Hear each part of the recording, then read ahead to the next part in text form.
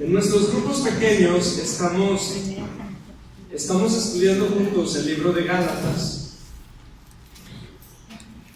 Y de hecho, esta semana el estudio que vamos a llevar juntos es acerca de cuál es la manera como el Espíritu Santo nos dirige. Y además, los martes y en la siguiente semana, los domingos, vamos a estar llevando juntos también una serie de estudios que tratan acerca del Espíritu Santo. La razón de ello es una carga especial que Dios ha depositado en el corazón de las personas que estamos sirviendo aquí en la iglesia sobre la necesidad del Espíritu Santo en nuestras vidas. Usted y yo tenemos comunión con Dios por medio del Espíritu Santo. Y usted y yo vivimos en lo que podemos llamar la era del Espíritu Santo, en la cual el contacto que tenemos con Dios es por medio y a través del Espíritu Santo. Nuestra comunión con Dios se lleva a cabo, de hecho, a través del Espíritu Santo. La presencia del Espíritu Santo es indispensable en la vida del creyente. Esta semana, de hecho, si usted asiste a un grupo pequeño, se va a dar cuenta que es lo que vamos a revisar esta semana. Cómo el Espíritu Santo nos guía, el Espíritu Santo nos muestra, el Espíritu Santo nos convence. La obra del Espíritu Santo en nuestra vida, constriñendo, apretando nuestro corazón cuando estamos lejos de Dios y llenándonos de gozo cuando estamos caminando en sus caminos. Cómo en nuestra comunión con el Espíritu Santo, en nuestra relación con el Espíritu Santo, usted y yo podemos alegrarlo o entristecerlo. Usted tiene la capacidad de entristecer al Creador del universo. Imagínense qué locura es esa, lo que la Escritura nos enseña. Eso suena a locura, pero es que Dios está listo para relacionarse con nosotros.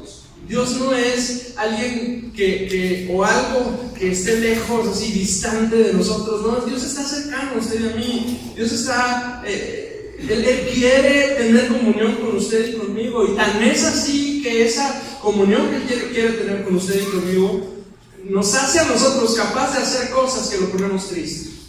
Así es la comunión que Dios quiere tener con usted. Así es la comunión que Dios quiere tener con sus hijos. Así es la comunión que Dios quiere tener conmigo.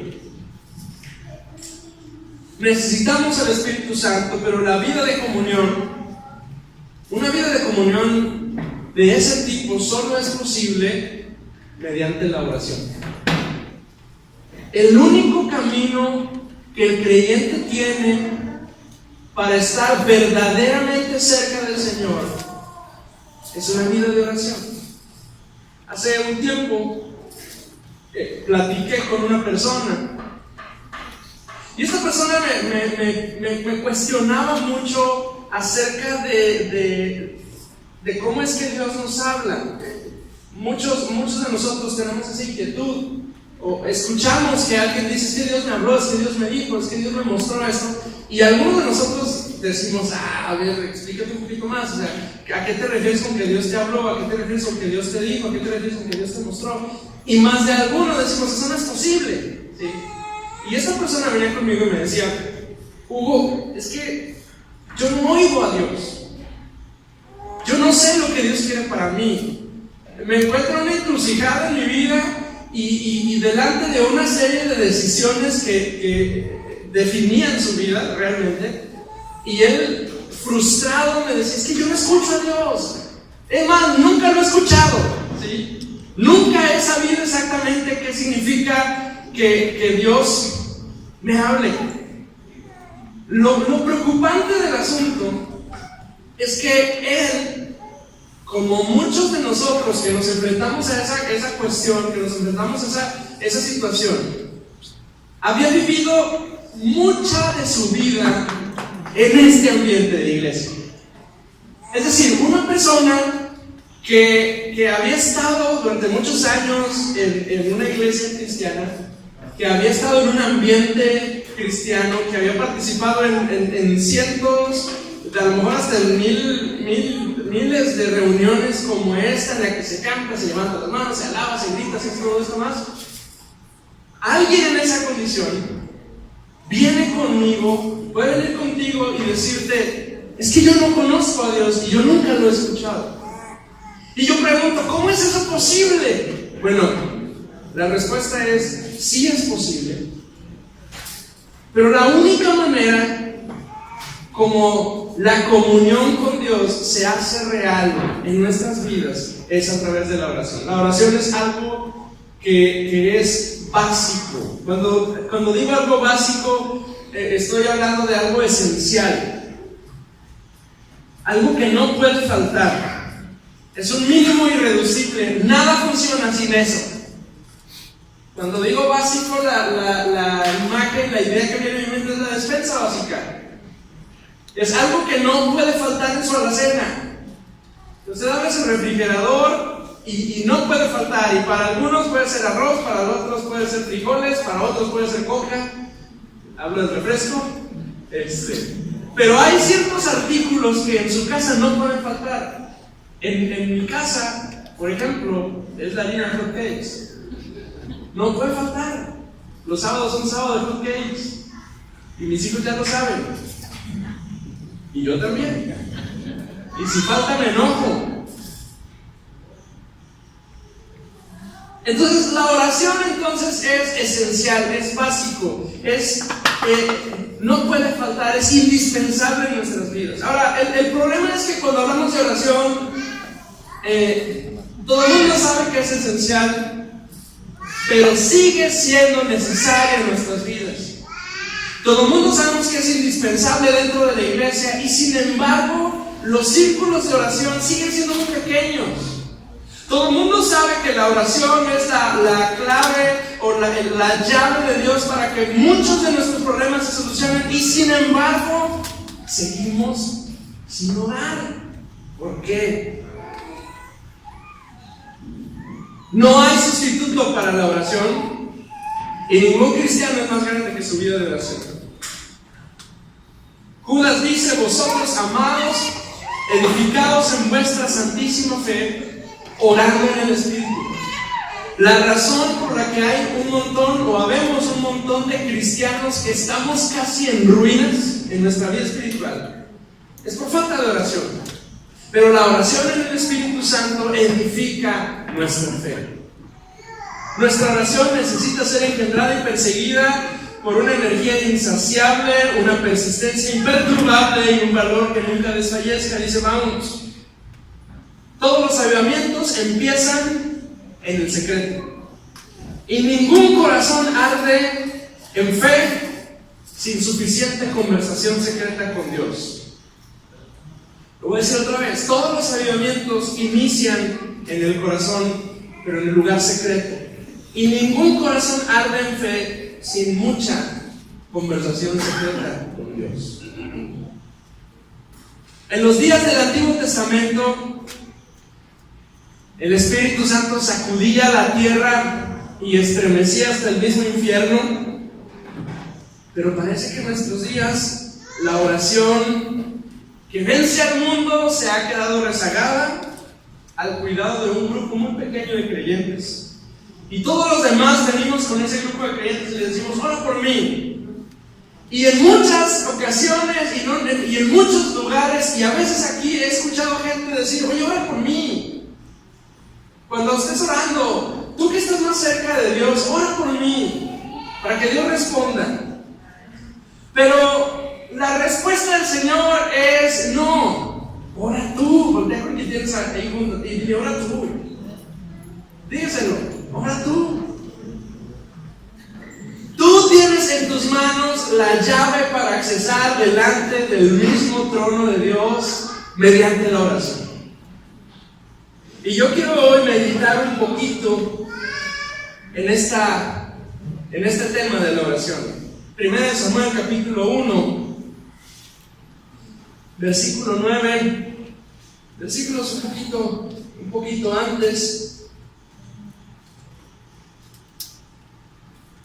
Es la historia de del nacimiento de Samuel hay un hombre que se llama Elcana, que tiene dos esposas, una se llama Ana y otra se llama Penina. Y Penina tiene muchos hijos y Ana no tiene ninguno. Y tiene la necesidad de un hijo y se siente triste, y a pesar de que Elcana trata con especial cuidado a Ana como quiera se siente preocupada y estresada y anhelante de un hijo. El versículo 8 dice: y Elcana, su marido, le dijo: Ana, ¿por qué lloras? ¿Por qué no comes? ¿Y por qué está afligido tu corazón? ¿No te soy yo mejor que 10 hijos? Esposa ingenuo, ¿verdad? Que dice eso. Y se levantó Ana después de hubo comido y bebido en Silo, y mientras el sacerdote Elí estaba sentado en una silla junto al pilar del templo de Jehová, ella, con amargura de alma, oró a Jehová y lloró abundantemente. Resulta que la oración, en los momentos difíciles y en los momentos fáciles, la oración es necesaria. Orar es una necesidad del ser humano. Orar es una necesidad. Ana tenía una necesidad profunda de que Dios respondiera, y sabía que la única manera que se podía pasar era que ella buscara a Dios en oración. Ana buscaba anhelantemente una respuesta de Dios. Ana venía delante del Señor y Ana hacía un esfuerzo, porque la Biblia dice que ellos no vivían ahí, pero cada año iban al lugar donde estaba el templo del Señor, y Ana iba hasta ese lugar y oraba al Señor. Vaya conmigo a Esdras capítulo 8, versículo 1. Esdras 8, 21, discúlpeme.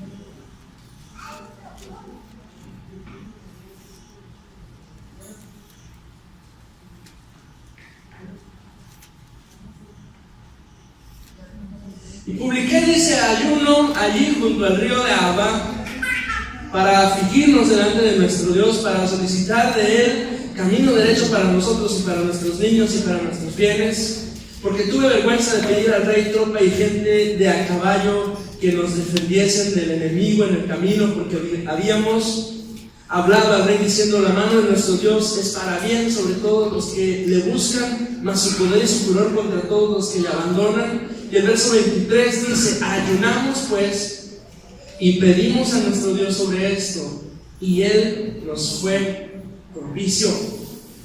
El versículo 23, me imagino que esa la nueva versión internacional, dice: ayunamos y oramos intensamente para que nuestro Dios nos cuidara, y Él oyó nuestra oración. ¿Qué es la oración intensa? ¿Qué es la oración intensa? La oración intensa es la oración que no es superficial. La oración intensa es la que implica nuestra mente, nuestro corazón y nuestras fuerzas. Orar intensamente es venir delante del Señor y clamar como si Él no nos pudiera escuchar, y gritarle al cielo para que haya una respuesta a nosotros. Las iglesias están llenas de oraciones superficiales. Las casas están llenas de oraciones superficiales. Pero Dios nos llama a orar intensamente delante de nuestro Dios, y Él responde. Lea conmigo algunos salmos, por favor. El Salmo capítulo 4, versículo 1.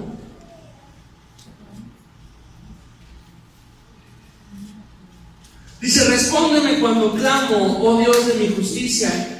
Cuando estaba angustiada mi alma, cuando estaba en angustia, tú me hiciste ensanchar. Ten misericordia de mí y oye mi oración. Capítulo 5, versículo 2. Está atento a la voz de mi clamor, Rey mío y Dios mío, porque a ti oraré.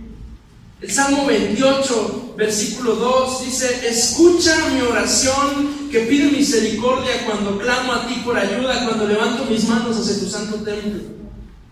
El Salmo 39, versículo 12 dice: oh Señor, oye mi oración, escucha mis gritos de auxilio. No cierres los ojos ante mis lágrimas, pues soy tu invitado, un viajero de paso, igual que mis antepasados.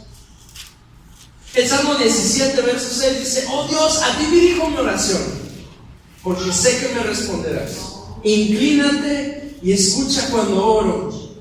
Infinidad de veces el salmista repite una y otra vez: escucha mi oración. La Escritura está llena de oraciones. La Escritura está llena de ejemplos de hombres y mujeres que buscaron al Señor en oración. Cuando tú no sepas qué orar o cómo hacerlo, ven a los salmos y encuéntrate con las oraciones de estos hombres que clamaron con intensidad delante del Señor. Me impacta el 39, versículo 12: escucha mis gritos de auxilio. ¿Cuándo alguien grita por auxilio? Cuando está desesperado. Y lo terrible es que la iglesia necesita tanto de Dios. Desesperadamente necesitamos que Él venga y nos ayude, pero se oyen muy pocas oraciones desesperadas entre los creyentes. Se oye más bien a gente que confía en sí mismo y en sus propias fuerzas, y que piensan que eventualmente van a poder salir adelante de las situaciones, cuando Dios está arriba esperando a ver en qué momento nos acordamos de Él y clamamos por su presencia. Dios no escucha algo que tú y yo no decimos, y para que Dios atienda, tú y yo necesitamos orar. Hay algunos principios sobre oración que yo quiero compartir hoy. El primero está en Lucas capítulo 18, versículo 11. Lucas 18, 11 dice: el fariseo puesto en pie oraba consigo mismo de esta manera: Dios, te doy gracias porque no soy como los otros hombres, ladrones, injustos, adúlteros, ni aún como este publicano. Fíjense, es la historia de dos hombres. Uno es uno gallardo, orgulloso, que se sabe santo, que se piensa santo, que va delante del Señor y ora de esta manera diciendo: uy Señor, qué bueno soy y qué bueno has sido conmigo y cómo me has bendecido. Y vengo a ti porque me hago trámite, Señor, porque tú eres tan bueno y yo me porto tan bien que yo sé que tú siempre estás conmigo. Y además a eso le agrega decir: y mira Señor, no es por nada, pero mira, yo no soy como aquel. ¿Ya lo viste, Señor? Lejos, hincado allá en el rinconcito, avergonzado, seguramente está en pecado y por eso está hasta allá. Pero sabes, Dios, mira, aquí estoy delante de ti. Y la actitud suena a sátira, pero algunos de nosotros a veces así venimos delante del Señor. Pensamos que tenemos vidas tan buenas y tan justas que podemos presentarnos delante de Dios y decir: Señor, gracias, porque no soy como Mario. Yo sí te busco, yo sí te sirvo, yo sí estoy aquí, yo sí asisto a todo, yo sí cumplo con todos los requisitos. No, gracias Dios, porque no soy como Marco. No, Marco, pues, perdón Señor, pero dijo un conocido mío: hay niveles. Pero allá lejos había un hombrecito, un publicano, hincado, que lo único que decía delante de Dios es: Señor, perdóname, sé propicio con mi pecado, perdóname, lávame, ayúdame. Cuando usted se acerque delante del Señor, la primera pauta para orar es: ore honestamente. Ore reconociendo la condición de su corazón. Ore con honestidad. No trate de impresionar a la gente que está alrededor de usted, mucho menos al Señor. ¿Qué podemos hacer que impresione a los ojos de nuestro Dios? ¿Qué puede hacer usted o yo que haga que Dios se asombre de lo que estamos diciendo? Nada. Es más, incluso no asombramos ni al que está junto a nosotros. Oramos pomposos y con palabras rimbombantes, y mi esposa está al lado de mí y me está dando el codazo y dice: bájale, tranquilo. Cuando usted ore al Señor, ore honestamente. Acérquese delante del Señor reconociendo verdaderamente quién es usted y la verdadera condición en la que usted viene delante de Él. Ore honestamente, reconociendo sus errores. Porque no hay peor pecado que el engañarse a sí mismo diciendo que no tiene pecado. Veníamos oyendo hace rato la palabra y Juan dice que el que dice que no tiene pecado, el tal es un mentiroso, es un farsante. Ore honestamente delante del Señor diciendo: Señor, soy pecador, sé propicio, conoces mi condición, pero aún así vengo delante de ti. Cuando usted y yo oramos honestamente, Dios no necesita que usted, es un buen paso y usted y yo debemos de seguir la santidad sin la cual nadie verá al Señor, pero incluso los días en los que no vivimos una vida tan santa como debemos de vivirla, aún esos días Dios espera que usted y yo nos acerquemos delante de Él. Si usted no está viviendo una vida santa, que eso no sea un pretexto para que usted no busque al Señor. Si usted tiene una temporada o está en una temporada de su vida en la que usted reconoce que no vive la santidad a la cual Dios le ha llamado, que ese no sea un pretexto para que no busque al Señor. Al contrario, acérquese pronto a Cristo y sea libre de todas esas cosas que le están impidiendo caminar no solo hacia Dios, sino en su vida personal. Venza el mal con el bien, buscando a Dios en oración honesta. Primer pauta entonces al orar: ore honestamente. Vaya conmigo a Daniel, por favor. Daniel capítulo 10, versículo 12.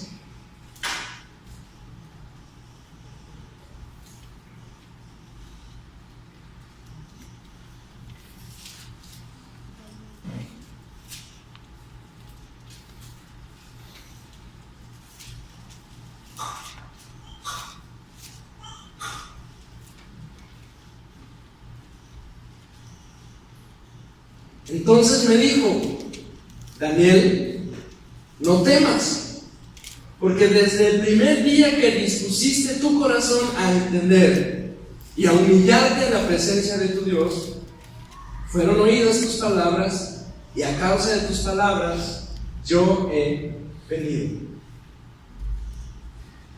La otra versión dice: tu petición fue escuchada en el cielo, y he venido en respuesta a tu oración.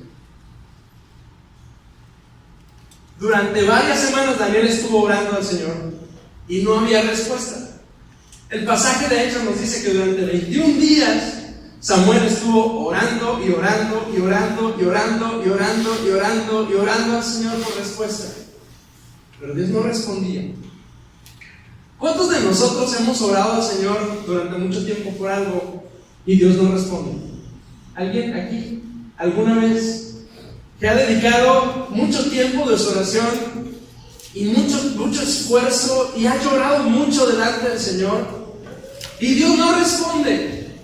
Y si usted es como yo, a los 3-4 días que Dios no respondió, yo digo: bueno, con permiso, este es caso cerrado, yo creo que esto no es por allá, vámonos, y cambiamos de canal. Pero resulta que Daniel es un ejemplo de persistencia. Ore a Dios fervientemente, ore a Dios con persistencia, aun cuando Dios no responde. Ore a Dios insistentemente, aun si Dios no responde. Cuando Dios tarda en dar respuesta a sus peticiones, siga orando. Cuando usted no ve la salida de la situación, siga orando. Cuando usted no ve que el hijo se compone, siga orando.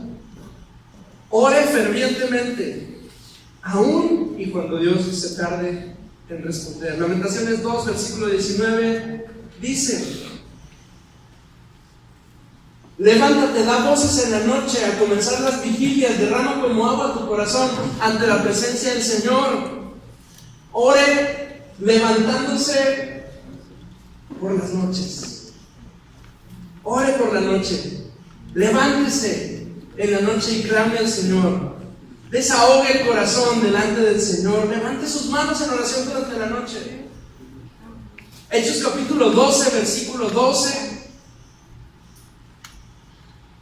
Dice, y habiendo considerado esto, llegó a casa de María, la madre de Juan, el que tenía por sobrenombre Marcos, donde estaban todos reunidos. Oré con la congregación.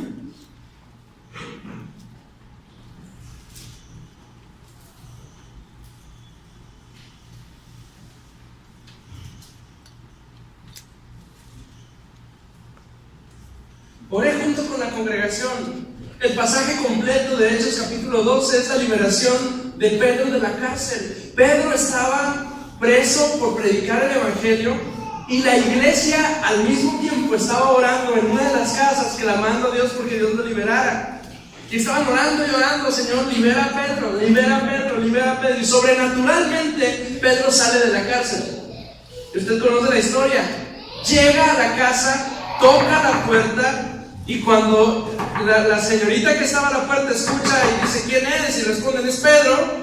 La chamaca, en vez de abrirle, se asusta y está preocupada porque ¿cómo es que Pedro está aquí afuera? Finalmente Dios respondió y Dios lo liberó. Cuando la iglesia ora juntos, Dios responde. Cuando la congregación busca al Señor juntos, Dios responde. Ahí mismo en Hechos capítulo 4 versículo 31, un poquito antes.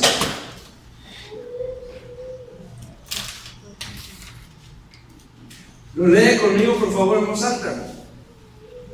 Hechos 4:31 dice la palabra: cuando hubieron orado, el lugar en que estaban congregados tembló, y todos fueron llenos del Espíritu Santo y hablaban con denuedo la palabra de Dios.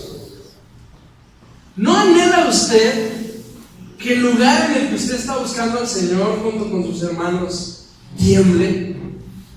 ¿No anhela usted que Dios haga algo maravilloso junto con sus hermanos y sea tan evidente la presencia de Dios que empecemos a temblar literalmente delante del Señor?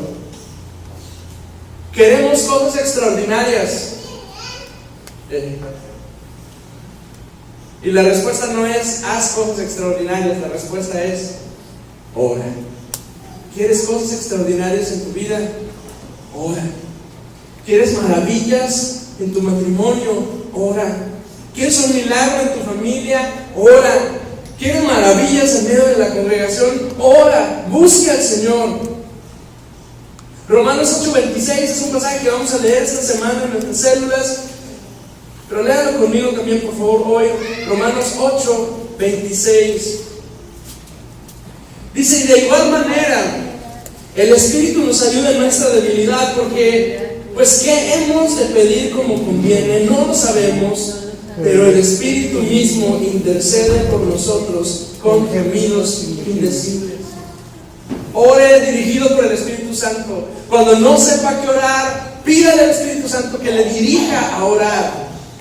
Ore buscando la unción de Dios, ore buscando una respuesta del Señor, ore en la mañana, ore en la noche, ore al mediodía, ore fervientemente, ore sin cesar delante de nuestro Dios. Cuando Dios quiere hacer algo, cuando Dios se propone hacer algo, la primera cosa que va a hacer es mover el corazón de su pueblo para que lo busquen en oración. Mire, la razón por la que yo comparto esto con usted hoy es que yo creo que Dios quiere hacer algo, pero creo que necesitamos orar más. Dios quiere moverse en nuestras vidas, pero creo que necesitamos buscarle un poquito más. Inicié con la historia de mi amigo, y al final, al preguntarle, porque estaba frustrado porque no escuchaba a Dios, y al preguntarle: bueno, ¿y oras? Y su respuesta fue: no. ¿Y lees la Biblia? No. ¿Y alguna vez la has leído completa? Y abrió los ojotes así enormes y dijo: no. Y yo le dije algo que me dolió decírselo, pero que se lo digo a usted también hoy. Dios no le responde a los flojos. Dios solo le responde a los que le buscan. Busque conmigo Isaías, y voy a terminar con ese pasaje. En su boletín, Si usted lo tiene, y si no, pido uno al final para que lea la historia que tiene el boletín esta semana. Le platico la historia de otro hombre que se llama Rubén. La compartí la semana pasada en la tarde en Pentecostés. Rubén es un hombre de Dios que ha servido al Señor como pastor durante varios años.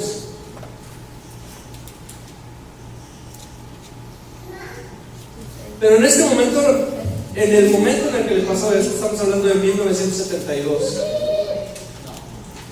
Rubén su matrimonio está a punto de tronar. Él es infiel a su esposa con otra mujer y está pensando dejar a su mujer e irse con esta otra mujer lejos y dejar la iglesia que pastorea. En este momento, en 1972, Rubén es adicto a las pastillas. Rubén necesita tomar pastillas para dormir, necesita tomar pastillas para despertar, necesita tomar pastillas para permanecer despierto durante el día. Rubén es un adulto, es un adicto a las anfetaminas, además está en adulterio y es un pastor de una iglesia metodista, no cerca de nosotros. Fue hace mucho tiempo. Pero Rubén una noche, al siguiente día, Rubén había tomado la decisión de irse de su casa y dejar todo.